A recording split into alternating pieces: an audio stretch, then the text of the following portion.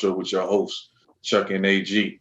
On this show, man, we want to bring you all into our mindsets when it comes to the issues concerning our culture and lives. So, AG, what we talking about tonight? Man, a lot of times we talk about racism and racial biasness, but we often tend to think about it in a physical form. We don't really relate it and connect it to our space and uh, our neighborhoods, our communities. A lot of things that we talk about frequently on the show. So tonight we're going to talk about how racial biasness and racism plays a part in our communities, and the redlining and the zoning of our communities, which keeps us kind of segregated from everybody else. What keeps all us segregated from each and every other culture. Facts. So as you can see, man, we're gonna talk in depth tonight on the minority housing issues and just give our opinions on its significance for the culture, man. So as we say, man, let's get straight into the point. But before we do that, we just want to let y'all know first, go out there and vote, man. You know what I'm saying? Salute to Yeah. Kamala Harris, man, for the VP nod, man, first black woman, man. That's a big thing. And just be proud of the culture for that. Not just go vote. You know what I'm saying? Vote for who you like, vote for who you know. We also want to let you know as well that Big Money No Problems Talk Show is sponsored by Mill Hub Media, Profound Entertainment, where they have a selection of new artists and gamers. You can find out more by checking them out on all social media platforms under Mill Hub Media. So as we get started, man, me and AG been talking about this actually for a little bit. We've been kind of touching on a little bit on some previous shows and our segregation shows, the discrimination shows, and everything that we kind of been talking about. So today, kind of wanted to touch on just the issues when it comes to the housing situation, man. That's a big thing when we talk about these neighborhoods, red line, and all those, man. Just AG, man, what's your early thoughts Indeed. before we start to get into It ain't no secret, man. Like, we talk a lot about the communities and whatnot. Especially like in the city that I'm in Chicago. Chicago is kind of ranked like I want to say like number 4, number 5 in the most amongst the most segregated cities in the United States of America. You know what I'm it? saying? And some of us may think, okay, yeah, we want to live amongst our own, but a lot of it is because we've been forced to live amongst our own. You know what I mean? And then it just kind of raises awareness that, when it comes to the value of our communities, it's no secret that the African American community is always deemed as, always has a negative connotation to it. You know what I'm saying? But It that does. negative connotation goes even further. It affects property value. You know what I'm saying? It affects uh, a lot of things, physiological, our psychological, it has a lot of effects on us that goes deeper that I don't think that people even really realize or pay attention to. Yeah, I don't think people really truly understand. I hope they get understanding tonight as we go through this on the show that it does affect a lot from the psyche, from just how we move, how we continue to move. It's just a cycle, you know what I'm saying, that they constantly try to keep us in. So Indeed. just to kind of give y'all a little bit of, you know what I'm saying, the origin of just the housing issues or housing discrimination, so to speak. It started back, you know what I'm saying, after the abolition of slavery and, you know what I'm saying, the laws, the Jim Crow laws and everything like that. So it's been an issue since those times. You know what I'm saying? And of course, how we was living back then, the way the slave masters had us living, you know what I'm saying, on these properties. And once we got our freedom, it was pretty much like, what do we do? Because this is all we know. You know what I'm saying? The way they had us living when we was on these plantations. So it's just different. You know what I'm saying? Like Right. Right. it was something new once we got the freedom. So, but at the same time, it was still oppression. So because it was still oppression, that was still kind of making it hard for us to really still prosper. You know what I'm Exactly. saying? Exactly.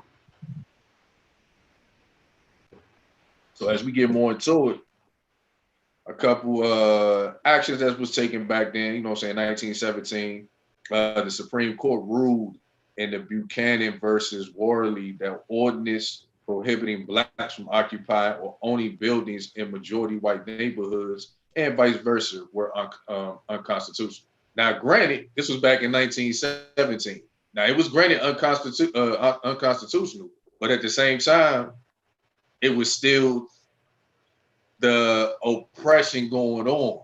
Even though the Supreme Court, even back then, was saying, nah, y'all shouldn't be doing this. But it just gave white folks a, you know what, we gonna still do it, but we just gonna do it in a whole different way. We gonna I mean, hide the think about fact. it.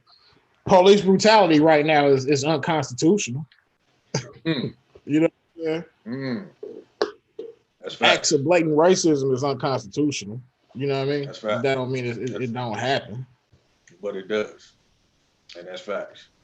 You know what I'm saying? So in And then when 1968, you though, even take it oh, to go ahead, Chuck. Go ahead. now I'm just gonna add in 1968 was when they included that legislation, you know what I'm saying, known as the FHA, the Fair Housing Act, which made it unlawful for a landlord to discriminate against or prefer a potential tenant based on their race, color, religion, gender, or national origin. Now, just speaking on that a little bit, man, it's weird when you look at some of these, you know what I'm saying? It's been a while since I had to, you know what I'm saying, fill out paperwork for apartments or anything like that. But when you look at those applications and everything like that, why is there still a question about gender and color and all that? If according Hey, to this legislation, that shouldn't even be a topic of discussion. it's for census purposes. That's what it is. Yes. It's for census purposes. It's not because we're trying to regulate, you know what I mean, how Hey, many of who can enter into this facility or into this area. You know what I mean? It's for mm-hmm. census purposes. You know they Census purpose. Oh, that's what they saying? yeah. Yeah, Oh, yeah. okay. I ain't know all that. It just, you know what I I'm saying? mean, you I know, eat people when I I was gonna worked say when yeah, you work. in property management, you know what I mean? And the question I've actually had somebody ask me that question. Why is this still on this application? And yeah, I had to give them that same answer. It's for census purpose. I mean, what else am I tell a person? I mean, common sense gonna tell you. I mean, as long as that question is on the application, they're monitoring. Mm-hmm. You know what I'm saying? Everything that we do is being monitored anyway. You know, they're monitoring who, what, when, where, how. You know what I'm Mm-hmm. saying? What the Exactly. demographics are of this area. And that's the And I, crazy thing. I was gonna say that's the crazy thing because even though this was all enacted and that's just what it was and why people still choose to do that, I tell people today, man, when I see those questions, y'all got to understand those are not mandatory to answer. So I don't even answer them no more. You get what I'm saying? Like if you're gonna hire me, if you're gonna give me a place, you're gonna give me a place based on the merit of what my application is really about. All that other stuff, man, it's not a star by those being mandatory. Those are all voluntary questions. You it's get what I'm not, saying? but you know what I mean? Really kind of in the background, it still is a star because when you don't answer them, Yeah, it then it kind could of be gets held against you. You know what I mean? yeah. Okay, well, they're oh well, why he ain't asked the question? Okay, this he's gonna be a defiant guy. You know what I mean? We don't want that type of person that's not gonna be cooperative or gonna be a team player. He can't even answer the questions on the application, buddy. You know but what that's I'm it. But it's crazy in that manner because um, when it comes to the housing situation, which is the topic for tonight, it's you got to look at it from a standpoint of if my finances qualify me to stay here, that's all that should matter. You get what I'm saying? But at saying? the same time, it's like they still looking at us. I don't even care if your finances qualify. We still don't want you near us. I We mean, you still seen don't that. want you around And the neighborhood. what was the young lady's name that was riding the bike Oh through her yeah, yeah, neighborhood? yeah, yeah. That shaking my head moment that we talked about. Yeah, Yeah. you know what I mean. It's since you know what I mean since before the housing act. You know what I mean. Mm-hmm. The black community was looked at as well. It was a risky venture. Yeah, You know what I'm exactly. saying? Mm-hmm. It's already been embedded that, you know what I mean? Okay, prime real estate can't be next to or associated with what's that one term they use, inharmonious, and Yeah. you know what I'm saying? They don't want to Basically, be black. they don't want to be Yeah, close to black you. people. Yeah, they Right. don't You want know what I'm to black. saying? They don't want to be Yeah. close to you. You know what I mean? Mm-hmm. And that's the crazy thing because we got. I mean, AG sent me something last night. We kind of touches on what he was talking about. Of just a story of a white developer back in the early 1940s who was who went to the fair housing. You know what I'm saying? Personnel. It was like, hey, I need a loan to build up this neighborhood in Detroit. And they literally told him, nah, that's the word they use about when they call black. They just didn't say black, but they used that word that you just said. Inharmonious. That's what it was. Yeah, Inharmonious. inharmonious people. So we can't give you that loan. So the dude basically, true story now. This ain't no made up stuff. So the dude basically was like, so what if I build a brick wall to block me off from that neighborhood so I can develop this neighborhood? And they were like, you good to go, which Bingo. is crazy. Like, okay, yeah, yeah. Now you're not near all Bingo. that. You done blocked it off, and this, that, and the other. So So now this prime real estate that you're trying to build, okay, now we can deem that safe from the safe. inharmonious people. You know what I mean? From the Facts. risk factor that you are, you know what I mean, that you were so close to. Exactly. Exactly. Exactly. And it's sad that it's still that was back in 1940. So it's sad that we still having those issues today, except they not building brick walls. It's called redlining today. We start to find different Mhm. zones and stuff like that when it comes to neighborhoods. You know what I'm saying? So we go pin all black folks here, and then we gonna label that. Oh And then yeah. once we label that, then we gonna start to move everybody else out here where we can start to, you know what I'm saying? We gonna label that what that is. That's the good neighborhood.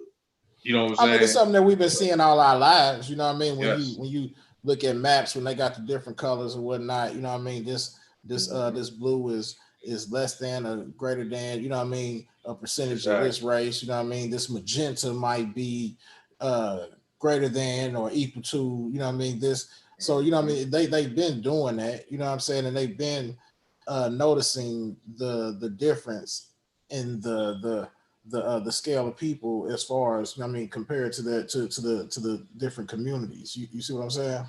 Exactly. Exactly. And it's something I kind of picked up on even as a youngin, growing up in Southeast Washington, DC. It was it was like, dang, ain't I'm in an area where ain't too many other races around here. You know what I'm saying? You start to learn as a kid, like, I'm in a black neighborhood. Yeah. You know what I'm saying? Like you start to learn that and you see what's going on. And then when I used to get my experiences, when I would go outside the neighborhood and go visit friends at that time that was like living in Maryland and everything like that. And I'd be like, this ain't nothing like where I'm at. You know what I'm saying? Like it's nothing close to that. So for that to be a culture shock for some kids who come from those neighborhoods and they go somewhere nice that's literally probably a couple blocks or maybe 20 or 30 minutes away, that's still kind of weird to some of these kids. You know what I'm saying? That you have a culture shock, but you live so close to them. You get what I'm Right. saying? Like that's Exactly. crazy. That's crazy. You know what I'm saying? Exactly. Which in reality, this it shouldn't be nothing new. At You know what all. I'm saying? It shouldn't be. It's like even when I've had people to come and visit me in Chicago, Mm-hmm. and you know what I mean, like from Indianapolis or whatnot. You know what I mean? It's a whole total culture shock because I didn't have a person. Okay, well, where are the white people at? Yep. You know what I'm saying? Because we'll go for miles and miles. You know what I mean? And all you see, you know what I mean? All you see is us. You see what I'm saying? Our culture. You know what I mean? So it's definitely a culture shock. You know what I mean? Mm-hmm. And we're gonna touch on it later in this show, but that's where we kind of talk about taking care of our own in these neighborhoods, and we need to because if they're going to put us in boxes in like that, we need to make them pay for it with success. Oh, you know what? We're gonna build this community up and make it a great neighborhood. And see, I'm glad you said that, because that's the thing that gets me is the devaluation of the black communities and the black neighborhoods. You see what I'm saying? Because really, on average, you know what I mean, you take the homes and facilities in the black neighborhoods and compare it to a comparable facility in the white neighborhood, same amenities, you know what I mean, same structural foundation, same everything. But in the black community, that facility or that home is about what, maybe almost 43% less than what, you know what I mean? The value of it is about 43% less than what it is in the white community. Facts. You see what I'm saying? Facts. Which it kind of, you know what I mean, it's kind of screwed up because we don't value it enough to bring it up ourselves. We keep on, you know what I mean, kind of tearing it down. But you know what I'm saying, even off the jump, we already behind the gun line. Exactly. You see what I'm saying? Exactly. And that's why I say, you know what I'm saying, when I kind of mentioned earlier about voting and stuff like that, that's what matters when it comes to your mayors, when they look like you in your community and everything, like, because when your community is majority a demographic, and the other is considered the minority in that demographic, policies still geared towards that small minority, even though, say, the neighborhood is 70% black, 30% white, but at the same time, the policies are still catering to the 30% white, and we still suffering as the 70% black. And that's our whole community. You get what I'm saying? So it's almost like from that standpoint, we need to start putting people and making them accountable. Because if we put a person that looks like us in a position of power to help us bring these neighborhoods up to code where they need to be, we got to start putting our foot on them and being like, hey, man, I need this loan to build this business up right here to help benefit my community. You know what I'm saying? Like, you need those people in that position, in those positions of power that look like It's us, like to it's like an actually do article some of I that read, work. man. You know what I mean, and it stated, you know what I mean, quit looking for federal help. You know what I mean? We have to start, you know, I'm dealing with our aldermen, start, you know, I'm dealing with our mayors and placing them there, because those are the ones that are most closely, they're more close to our community. You know what I mean? They know exactly what's going on. You see what I'm saying? Right. Them are the ones that can help. You know what I mean? Them are the ones that may stand a chance of positioning us in a different point to where we may be able to flourish the neighborhood. We may be able to grow the neighborhood, you know what I mean, and increase the value, even though it's already politically, you know what I mean, decrease, but just to give us that jump. You see what I'm saying? Because I hate to hear these conversations where, when it comes to business, how important that black dollar is, but only when it's going into that other's pocket. You get what I'm saying? So we only matter when we spending that bread on something else. But when we trying to put that bread back into our own, now you're gonna make it hard for us. Right. You know what I'm saying? That's a problem. That's a problem. But that's leadership in these communities. That's leadership in these communities. And that Right. and to me personally is leadership even up at the federal level, because it's going on up there heavy too. Because it's still a discrimination type mentality amongst them Congress folks, to where it's like, you know what, we still taking care of the majority in terms of the whole United States of America. So even though you got pockets of black neighborhoods here, this, that, and the other, in those pockets, those need to be those. I mean, what I'm trying to say is those need to be in that, like, on the minds of certain senators up there that's for that community.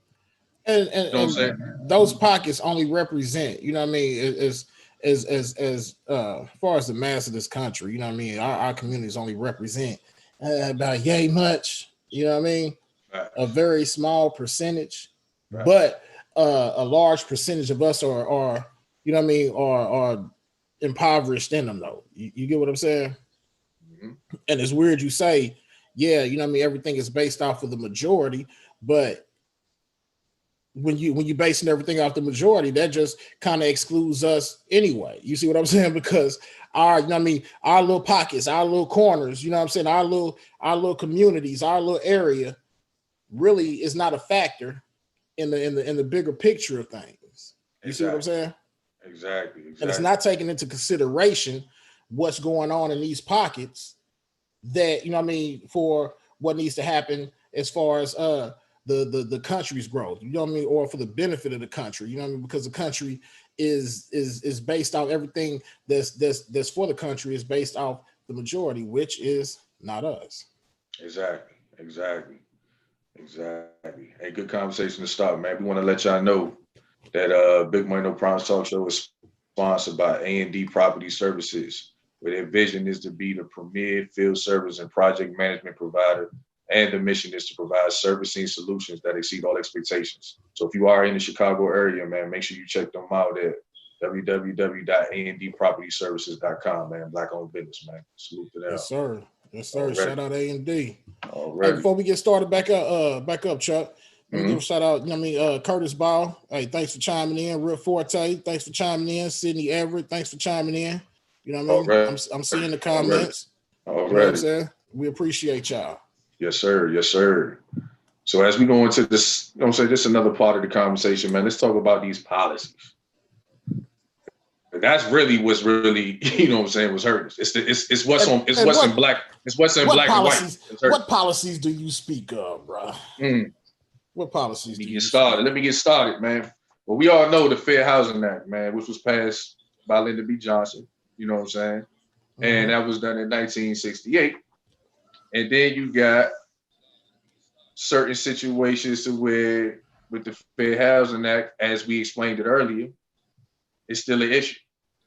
So how you have an act that's supposed to be about it's constitutionally bound. Yeah. That's what I'm saying. Equal opportunity for all within what's the name? But at the same time, y'all still doing what y'all doing behind the scenes to put us in situations, you know what I'm saying, that overall affects us later on. You kind of get what I'm saying?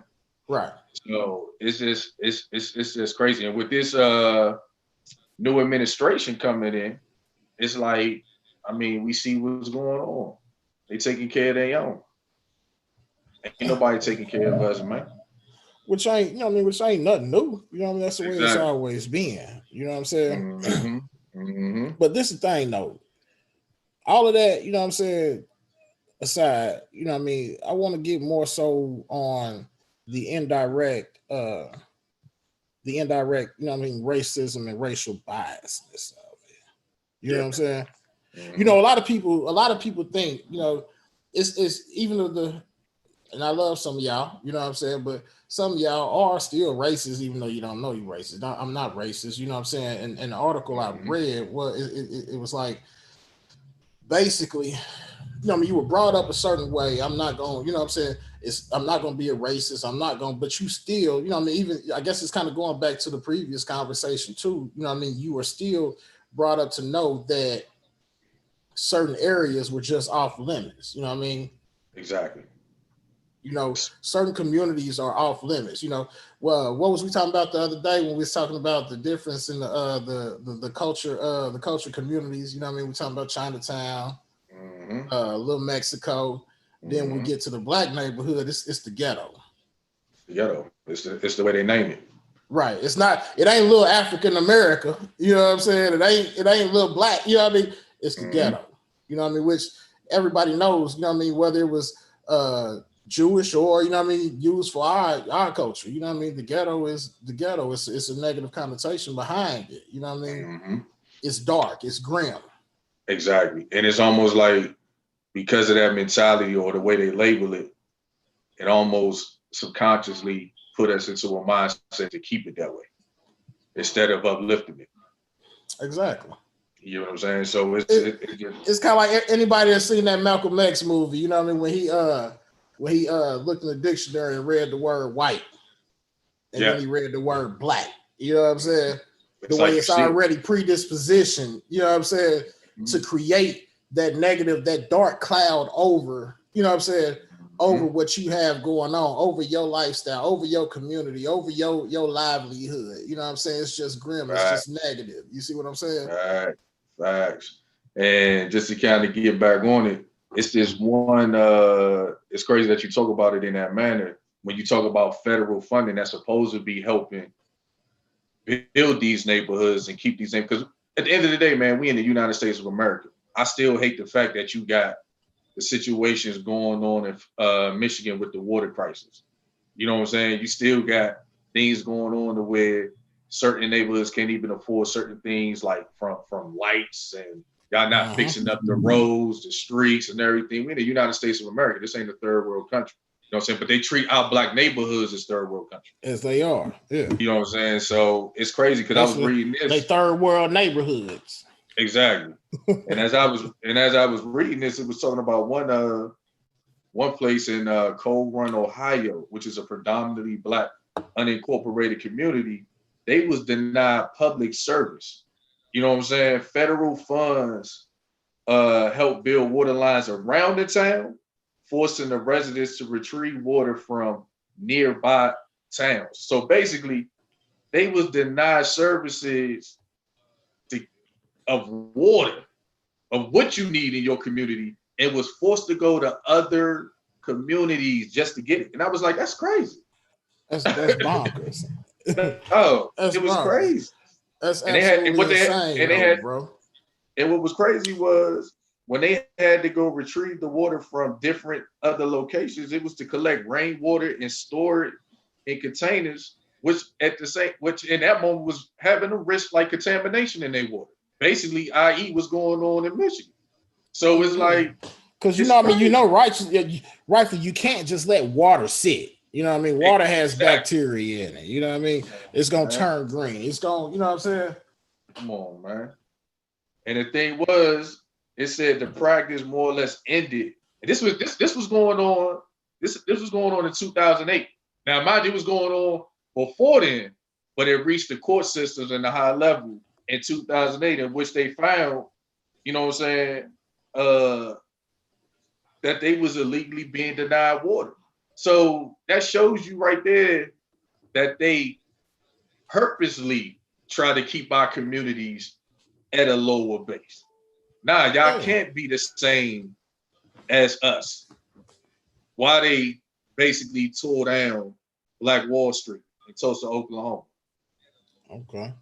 But hey, I You know mean, what I'm you can. saying? That's almost kind of applicable to Flint. You know what I mean? Which, Mm-hmm. by the way, Flint is also in the top 25 most segregated cities. Yep. You know what I'm saying? The water detriment with Flint, Michigan. Mm-hmm. You know what I'm saying? It wasn't And no that's rush. You know what I mean? It wasn't no rush to clean that water up. You know what I mean? It don't matter who got sick. You know what I'm saying? But I can guarantee you, I know who didn't get sick, who wasn't really afflicted by it. mm-hmm. You know what I mean? We can take Mm-hmm. a guess. I don't really have to say it. You know what I mean? Verbatim. I don't have to say. I don't have to throw that. We already know that. You know what I mean? But that's where I keep hearing these politicians when they talk about systemic racism not being a reality when we are reading off examples, you know what I'm saying, to our family out there of systemic racism being the reality of what's going Mm-hmm. on. You get what I'm saying? So, because we're not in those positions to just stop funding going to neighborhoods. Because I'm pretty sure we were in those positions, we would not be stopping funding to go into our own neighborhoods. Now, well, you know what I mean. That's it's kind of give and take though, because I did read some research that was done that a lot of times we're so already so stuck in the mind state that this is where we need to be. Mm-hmm. That's where they got the quote unquote, you know what I mean, being around my own kind and you know what I'm saying and whatnot. You know what I mean, that we've already been so trained to that this is where we need to be, that Mm-hmm. we even as we get richer, we choose to stay amongst, you know what I'm saying, amongst the turmoil. Yeah, which is a whole nother conversation within itself on Right. that one. But that I mean that's But it's yeah, relatable to the systemic, you know what I mean, to the systemic yeah, effect that it has on us. exactly, Yeah. exactly. And it was a bunch of departments too as well, like that kind of was created. You got the HUD, the Department of Housing and Urban Development and stuff like that. Then you also had the Office of Fair Housing and Equal Opportunity. So you had facilities that were created within our government to kind of offset those issues that was going on in these communities. You get what I'm saying? Mm-hmm. As soon as, because even under Obama, he had what you call the affirmative furthering fair housing, you know what I'm saying, which requires certain towns and cities to keep track and address racial bias in housing. The new administration that came in got rid of that. They basically was saying that they basically was saying that the mayors know their community best. So they basically empowering the local politicians to handle those housing issues and keep it from the federal level. Now, we all know we keep voting these in our local level. We keep voting these politicians in that don't look like us and still expect them to take care of our neighborhood. That's not a reality, people. Which goes back to what I said earlier. That's the reason why we shouldn't, you know what I mean? Yeah, okay, president, fine, you know what I mean? But, you know what I mean? Our focus should be more so on these local level representatives. You see what I'm saying? That's facts. You know what I mean? Just off of what you just read there, you know what I mean? Because that's the pivot point. That's, or we'll say a stopping point. All right, we don't want this bullshit coming up here. You know what I mean? Put him down there, put her down there, you know what I mean? So we ain't even got to really deal with this, you know what I mean? We don't need this in the news and the media, man. So you handle that, you shut that up before it even gets, you know what I mean, to the point where it's traveling uphill. Exactly. And the crazy thing is, what people need to start understanding is, when we talk about these lobbyists, they are lobbying at the local level as well. It's the millionaires in those neighborhoods that lobby them politicians. At the federal level, it's the billionaires that lobby for their situations up at that level. But at the local level, trust and believe, if you are a millionaire in that neighborhood, you got a lot of say-so on what goes on in those neighborhoods at the local level. You get what I'm saying? So when you put these politicians in those positions that don't look like us, and we expect them to take care of our neighborhoods, fix all the issues that's going on in our neighborhoods, trust and believe the reason why that's not getting done. Because if you got that politician that don't look like us in that position, it's a lobbyist who's looking at that like, the more we keep devaluing that community, the more that community, at the end of the day, when I start to gentrify, I'm going to make so much money off of it when I move all them motherfuckers out. And that's the reason why it's so important for, you know what I mean, our entertainers, our rappers, our singers, you know what I'm saying, our sports players, you know what I mean, everybody that likes to identify, or, you know what I mean, identify themselves or we say rep, you know what I mean, where they from. Exactly. That's why it's so important for them to come back. And, you know, I ain't saying you got to move back in the hood, but you have to be a lobbyist for the community that you came up in, you know what I mean, because you have that influence. Yep. You know what I'm saying? You can put shit on blast. You know what I mean? Yeah. You have the effect. You have the ability, the capability to, you know what I'm saying, be a lobbyist and change and redirect the narrative of that community. You know what I mean? Because you're going to bring the spotlight. You're going to bring the cameras. Exactly. Where, you know what I mean, a person like me, a person like you, we can't bring that spotlight in. We can't shed light on boom, you know, beam on them. You know what I mean? All right, this ain't right. You know what I mean? But they can. Exactly. They got my thing is, if you are in that position, from athletes to whatever position you are, even doctors, lawyers, whatever, if you're in a position to come back and take care, invest into it. Don't come back. We don't need your money. We just need you to invest into the community to make it better. We need stuff for our schools. We need stuff for our community centers. You get what I'm saying? We need stuff to help keep these roads straight. We need Black-owned, maybe doctors' offices and stuff like that, so we can have access and closer access to better healthcare. Like those. Fam, I wouldn't care if it was even as simple as, you know what I mean, politicking to repave the damn roads. You get what I'm saying? You know what I mean? Like eliminate some of the potholes in the damn community. Because I know as soon as I get up out of our community, you know what I mean, them damn streets are smooth. You know what I mean? It don't take much. You know what I mean? I'm gonna say it don't take much from that aspect. At all.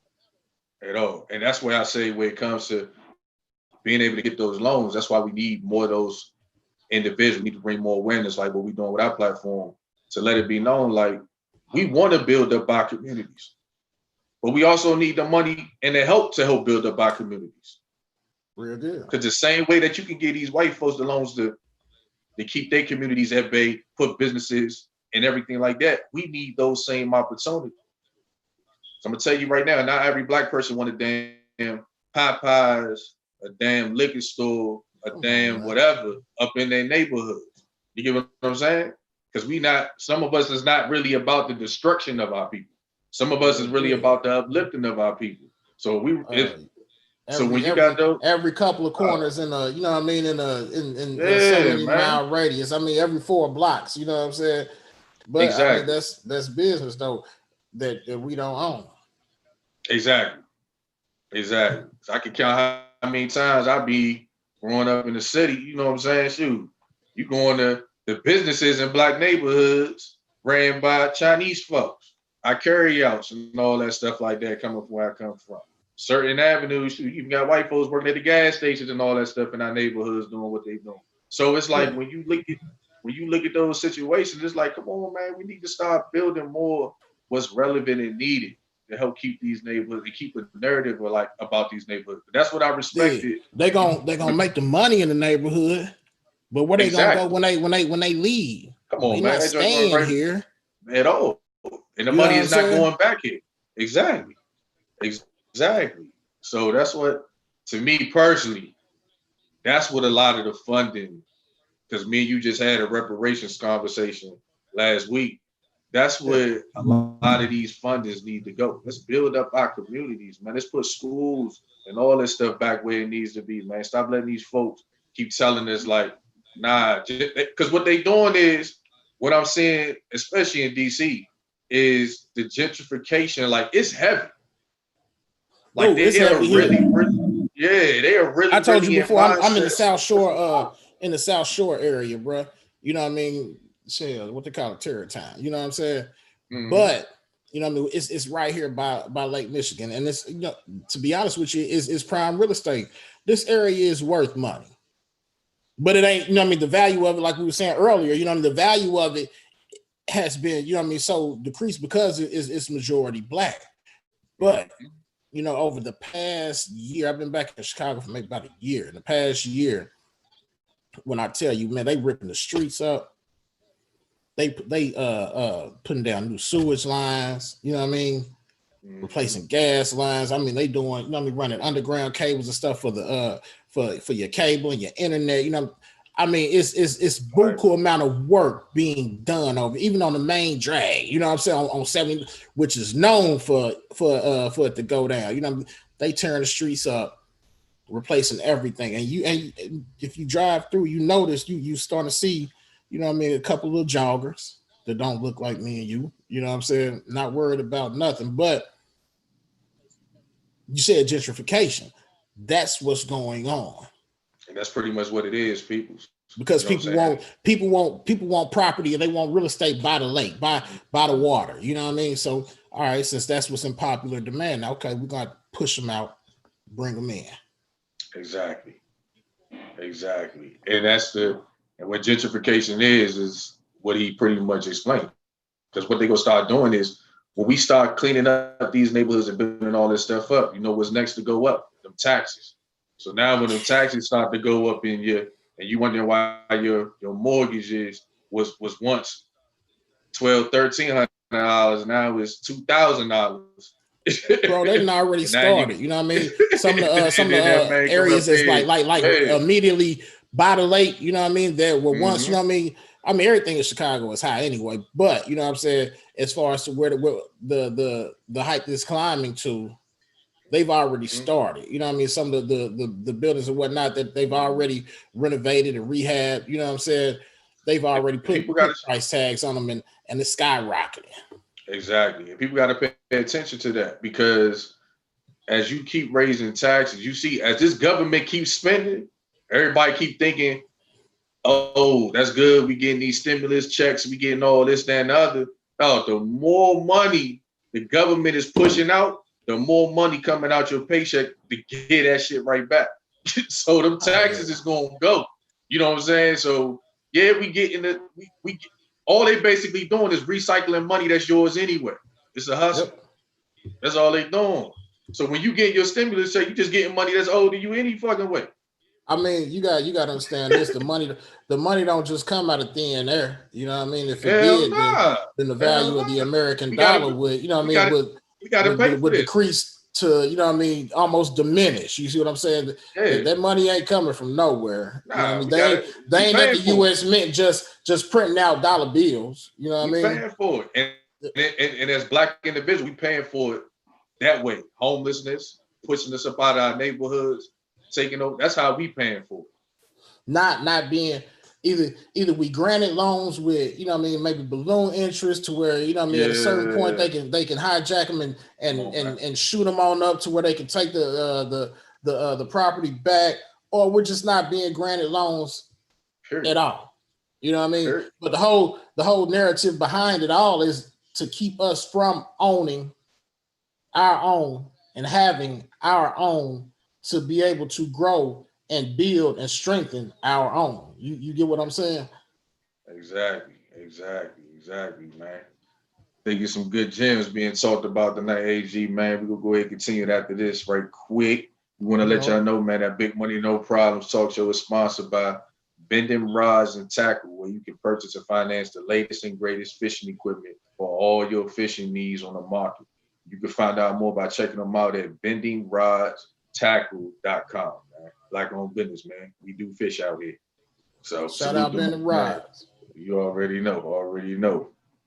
So just as we get back into it to close it out, man, with our closing little arguments, we kind of want to touch on something. Like I said, AG, we was kind of looking over this topic, man, just trying to get some information to get a better understanding on why some of us are the way we are coming from these neighborhoods. So it was pretty much talking about uh how growing up in those type of environments affects the psyche of a kid. You get what I'm saying? Uh-huh. And just us being able to progress through life and get out of that cycle. Because I don't think a lot of people understand why are we so in tune to want to come back to a violent lifestyle, or why are we so in tune to want to come back to this neighborhood knowing growing up here it wasn't safe. You get what I'm saying? Yep. And Why are we so comfortable uh, with it? You know what I mean? Why are we uh, so at home? Why are we so at peace in chaos? mm, mm, I mm. think that'd be a great way to say. Why are we so at peace in chaos? Exactly. Exactly. And what But you know what I'm saying, what the story was saying was you basically seeing just two different Americas, you know what I'm saying, in relation to that. It's one with money and one without. The one without is largely black, of course, and the mhm. residents of that America are increasingly living in neighborhoods of extreme poverty, where 40% of the residents live below the poverty line. You know what I'm saying, which is crazy to me. Indeed. So we it's almost systematically as we're gonna keep using that systemic racism to keep us below. They're purposely in this society keeping us below. They don't want us Well, to it's succeed. like this though too, man. Like, you know, like they said, the psychological effects, the physiological effects. You know what I mean? And Mm, how it plays with our brain, and how it kind of, even to the point where it decreases our IQ. You know what I mean? When you're exactly. in a now we okay, we looked at the point where, you know what I mean, the outsiders viewed us as, you know what I mean, inharmonious, is Mm-hmm. what they like to call it. You know what I mean? Okay, so us looking at our own situation, you know what I mean?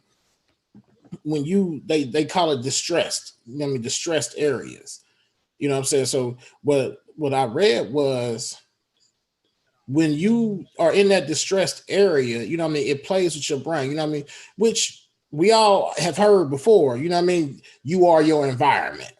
Exactly. Like you said, research shows it's like breathing in bad air. The more you're exposed to it, the more it hurts you. So, Right. and it isn't just because of the lack of opportunity. it's that living in these distressed areas changes your brain and your kids' brain. You know what I'm It do. I saying? mean, So that, you got to think about it. How we always paranoid about something, even in our own. We always paranoid. You know what I mean? You got to look over your shoulder. You know what I'm saying? You got to mhm, watch your house. Damn, did I lock my doors? And I hope these niggas don't run up in my house. You know what I'm yeah, saying? So yeah, these are yeah, the thought processes that you have to deal with while, you know what I'm saying, being a member of this, you know what I mean, this community. You know what I'm saying? So of mhm, course it's gonna change your brain. Of course you're not really gonna know how to act in, you know what I mean, other elements or outside of facts. your normal element because of the strain that's put on your mental psyche. I mean, hell, just waking up and going outside. You know what I mean? Some people waking up, going outside, hoping their car's still outside in front of the house. Exactly, You see what I'm saying? exactly, exactly. You And so take that's why I say, a little kid going to bed at night, you know what I mean, listening to gunshots and sirens blaring versus you know what I mean, a little white kid that's in somewhere peaceful neighborhood, you know what I mean? That little black kid has a whole lot more stress. facts. And think about this, people, just to give y'all some more numbers. In the midst of the civil rights movement, which was between 1955 and 1970, they say about 1 in 3 Black children grew up in a very, very poor neighborhood where more than 29% of those children were in poverty. You know what I'm saying? So basically, they're saying too, virtually no white children grew up in poor neighborhoods, period. Uh-huh. But this doctor did a little bit more research and said, when you look at the children who grew up between 1985, which is way after the civil rights movement, and 2000, you know what I'm saying? Enough, as they say, that was presumably enough time, you know what I'm saying, for the policies from the civil rights movements to take effect. But what he found out was astounding was that nothing really changed. And the poverty of these individuals went up 2%. It actually increased. So it went from 29% to 31% when you're looking at a society where we should all be having these same opportunities as our counterparts. Right. It's just not a reality. It's just not a reality, man. And so it's tough. And like I said, it does play in a way, like you said, with that site. Because what was I telling you when we were talking about it a little bit earlier today? When I was like, it's weird for kids when you come from an environment where it's gunshots every night, you hearing this, you hearing that, you worrying about people robbing, somebody kicking in your door and everything like that. And then to go to a neighborhood where none of that stuff is going on, but it's hard for them to still kind of function normally in an environment like that It did. because they're so accustomed to, I need to be around this. Everything, you know what I mean, and everything is still an eyebrow raised. You know what I'm saying? Everything is still like damn suspicion and speculation. You know what I mean? Mm-hmm. But Mm-hmm. what also what they did find out though, what the federal government did that little experiment where they took 4,600 people, Mm. gave them the vouchers. You know what I mean? Oh yeah. And I'm Yeah. assuming that's equitable to Section 8. You know what I'm saying? But gave them the vouchers. Some of them had to go to the wealthier neighborhoods. Some of them had to, you know, was able to choose wherever the hell they wanted to live. Some of them just stayed directly in their community.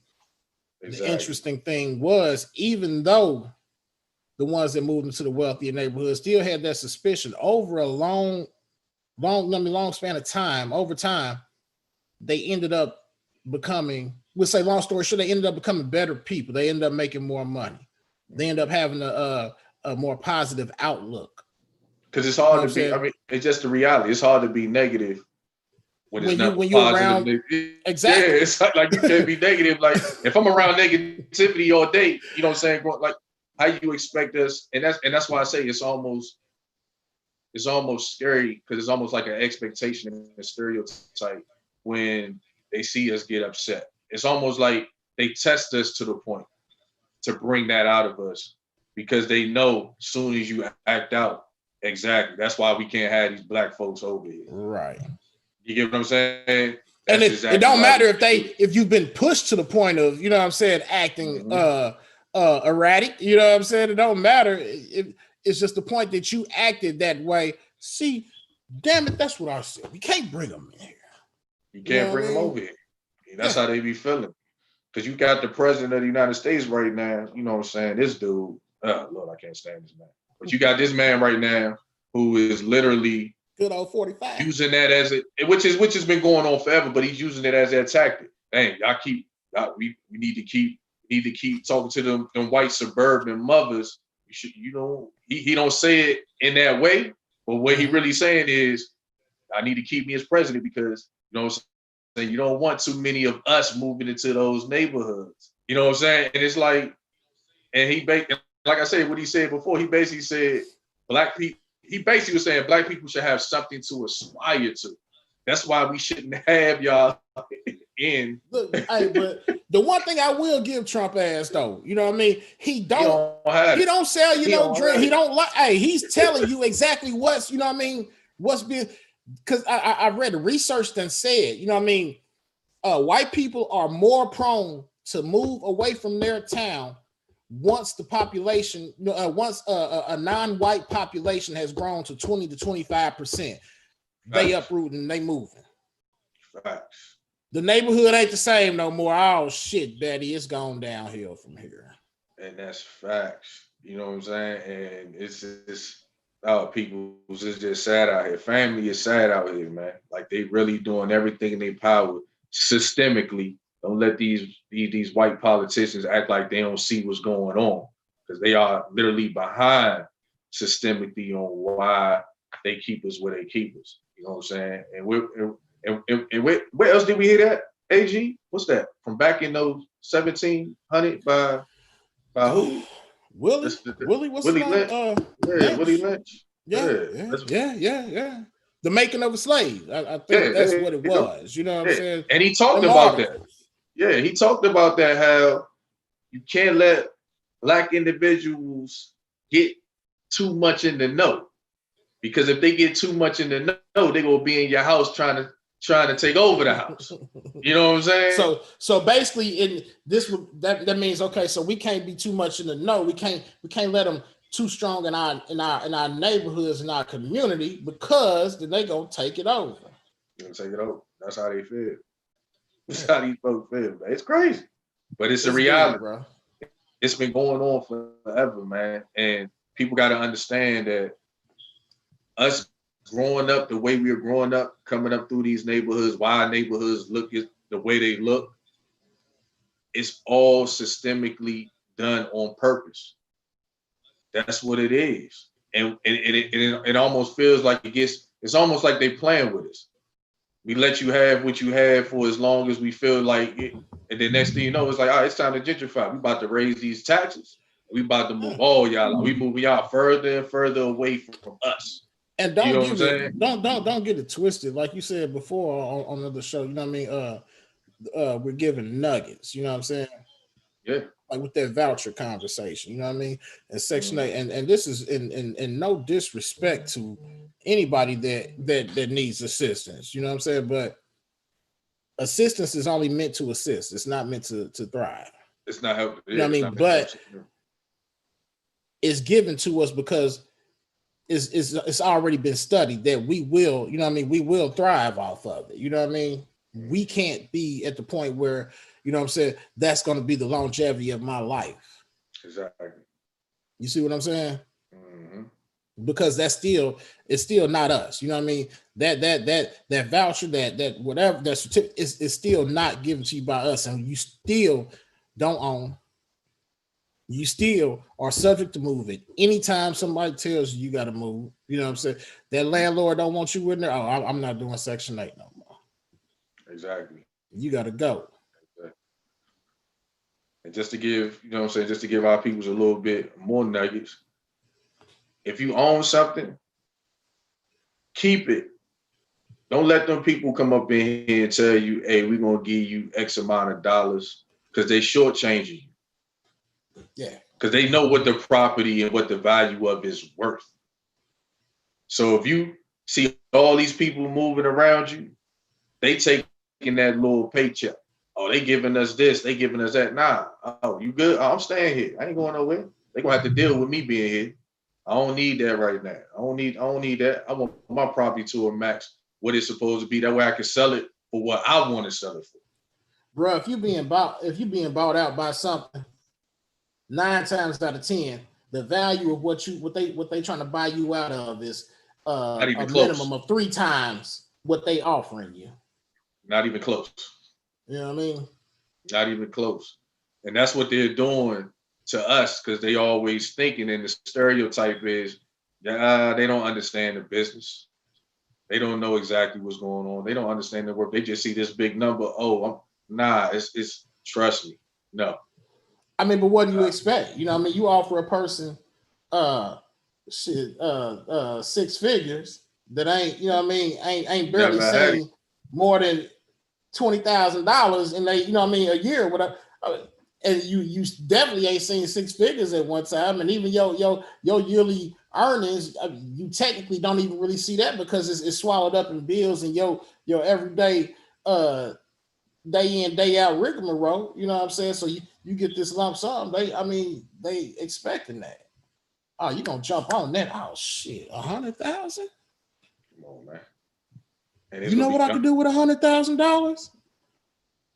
lose it when you try to go buy another house in one of these good neighborhoods until they start moving all them folks out of there, and now all the folks are so called Or living in you your neighborhood now. or you go get you an apartment with a $50,000 car, $30,000 car, $40,000 car.